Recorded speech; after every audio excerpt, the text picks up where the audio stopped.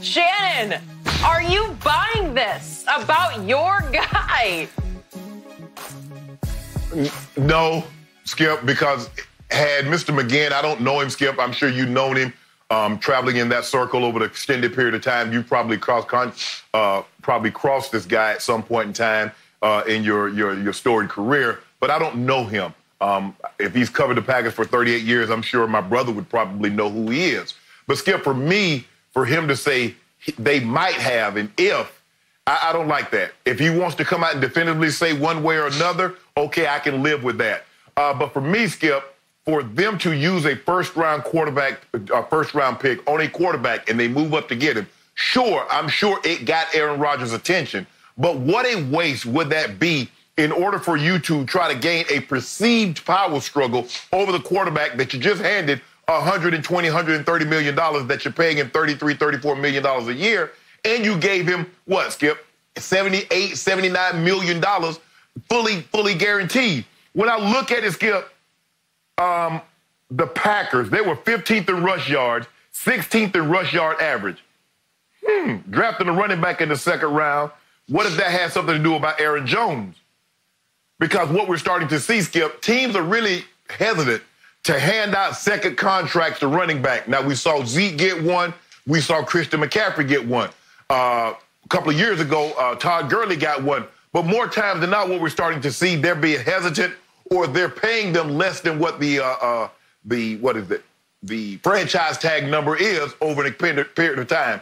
Skip, look, what has happened with Aaron Rodgers is that he's been so great, is that he's been able to take lesser tier talent and that he had some great receivers throughout the course of his career. You know, Greg Jennings, Jordy Nelson.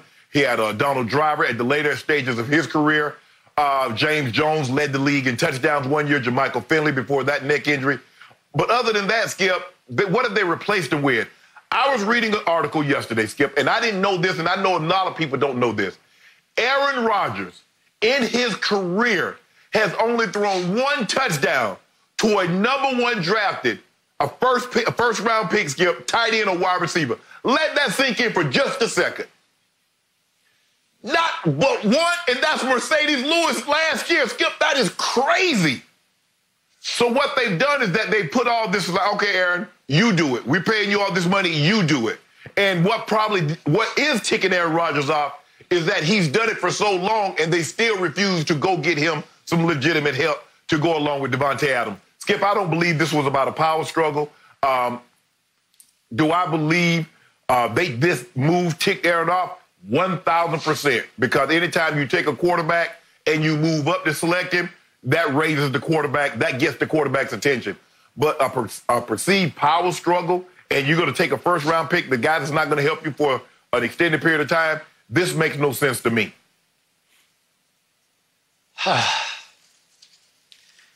It makes complete sense to me.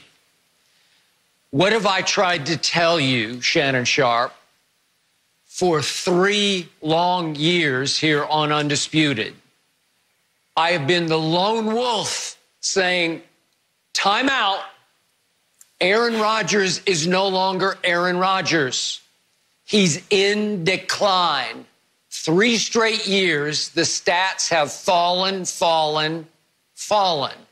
QBR falling, completion percentage falling. QBR last year was 54, which was the worst of his career, and his completion percentage ranked 21st in the NFL. And you can say this was an outlandish statement, but I've made it many times here on Undisputed. Given the pedestal that you put him on and others on Undisputed have put him on, Aaron Rodgers has become the most overhyped and overrated quarterback in the history of pro football. Given where you place him, and you never, ever give an inch that, wait a second, he's not what he used to be. Aaron Rodgers got to 1 Super Bowl and won only 1 Super Bowl almost 10 years ago. And I keep saying, show me the money, show me something. He's 6-7 in the postseason since that 1 Super Bowl run in which they were the worst wild card team. They were the road wild card team.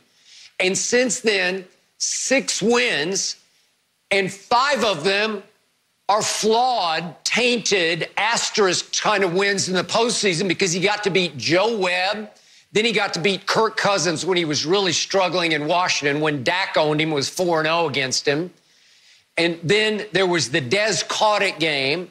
Then there was the Giants boat trip game when Odell led the receivers to South Beach to prepare for a game on the frozen tundra at Lambeau. And then there was the Mason Crossbar game at my stadium at Jerry World, in which Mason Crosby made 2 cross-country intergalactic field goals of 56 and 51 yards to save and win the game. And I'm saying, well, show me something, Aaron. And you can't. And Shannon, I tried to tell you so. And finally, the 2 men who now run the Green Bay Packers, Gutekunst and LaFleur, they're saying, we're not seeing it anymore. And listen, Bob McGinn, I don't know him, but I have crossed his path. Okay. And I know of him, Shannon. He is the ultimate source on the Green Bay Packers. He is the guru, the ultimate authority on all things Packers, knowing where all the bodies are buried.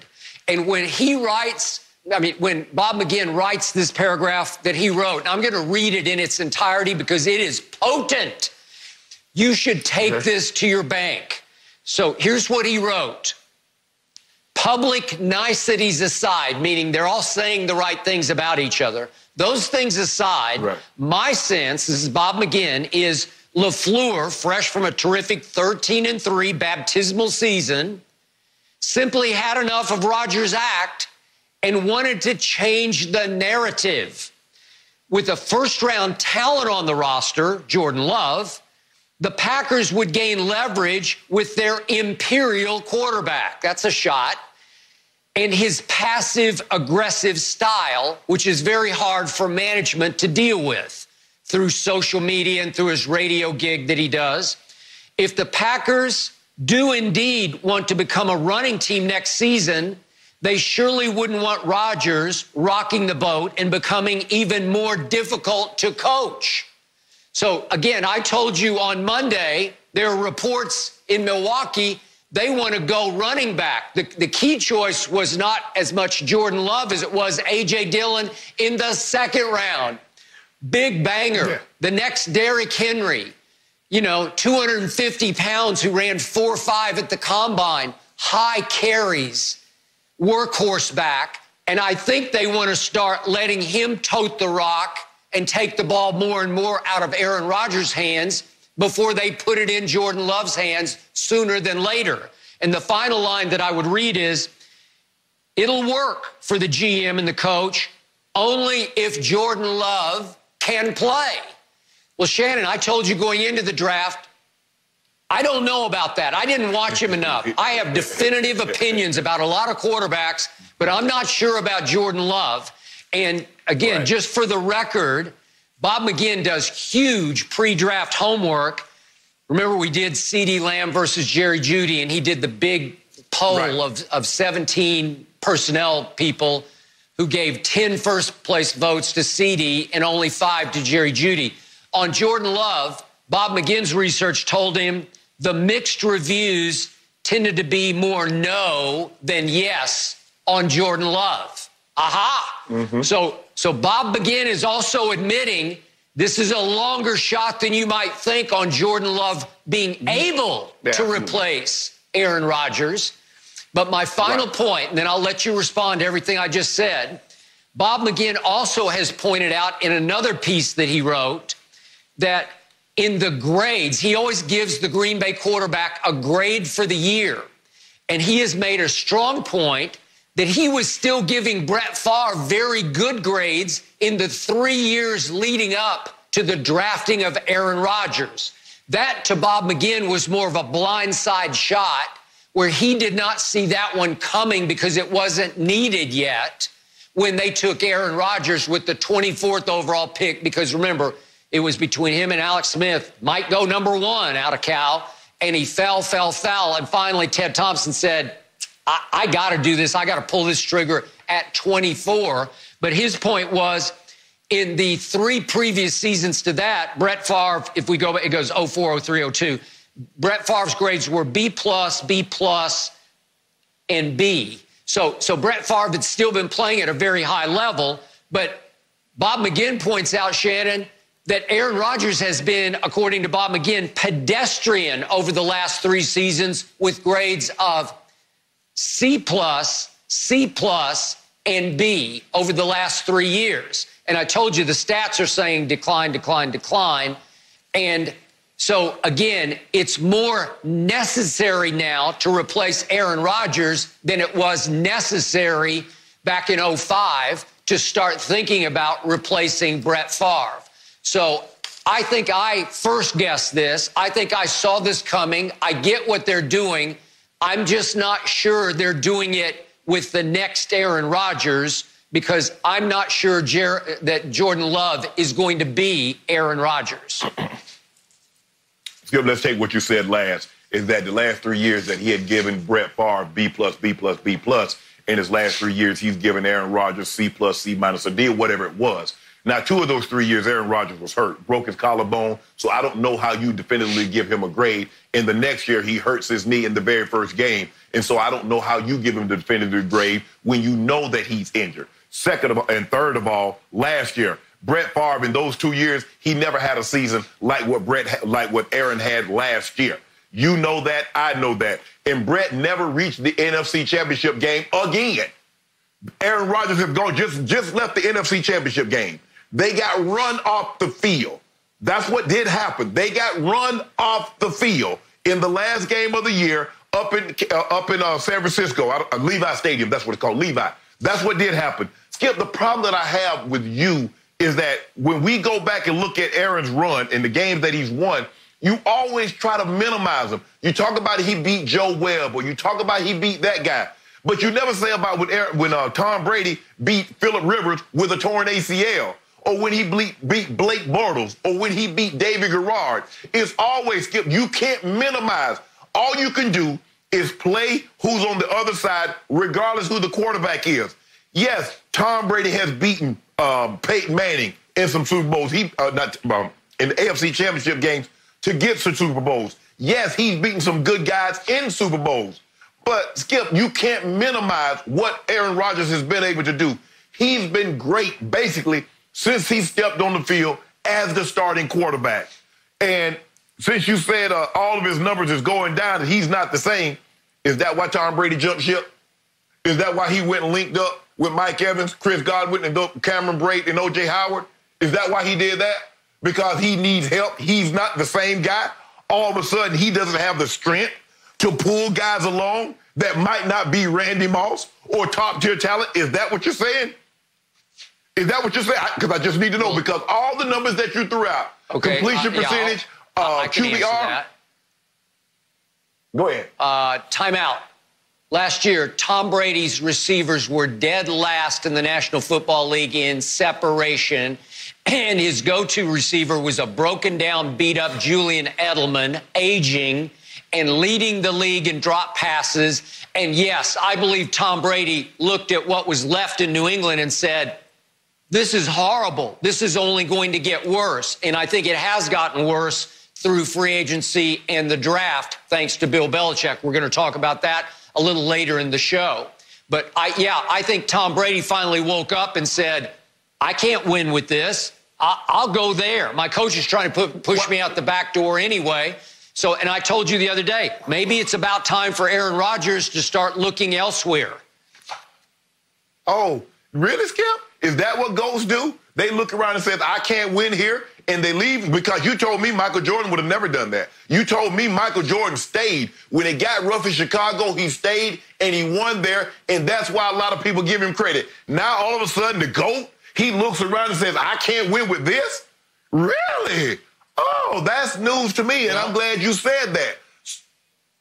Well, it's not news to you because you're the first to admit Bill Belichick's been trying to sabotage Tom Brady, make it harder and harder on Tom Brady. He cost him that Super Bowl against Nick Foles when Bill Belichick gave up 41 points to the backup quarterback for the Eagles. And Tom Brady said, I can't live with this anymore because he's trying to make it as hard on me as he can. You've been the first to admit that. So, yeah, at age 42, after 20 years, Tom Brady finally said, that's enough.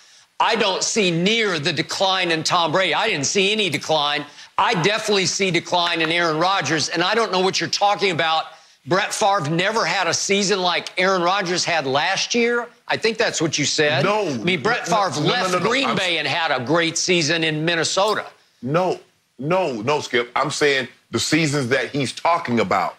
Skip, Brett was an MVP, so clearly he had some great seasons. But Brett Favre was a turnover machine. There's a reason why he is the all-time career interception leader. He's thrown more interceptions than any other quarterback in the history of the game. Skip, that's not what I'm saying. I'm saying when he's evaluated, Mr. McGinn says he evaluated Brett Favre, what was it, 2003, 4, and 5. If you look at those seasons, it's hard for me to believe that they were better than what Aaron Rodgers just put on tape this past season. That's what I'm saying. No, I'm not saying Brett Favre never had a great season. Clearly, he was an MVP. He won a Super Bowl. He's a multiple-time league MVP. So, no, that's not what I'm saying. I'm just saying the seasons that which he evaluated.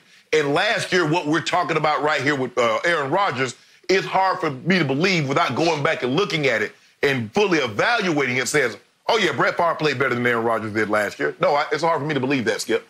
And no, what the Packers did get tired of Brett Favre every year threatened to retire and not coming to OTAs and not coming to minicamps. They did get tired of that. Thank you for watching. You can subscribe here to get the latest from the show, and be sure to check out more of the best clips from Undisputed, or go watch a few other segments from our other shows on FS1.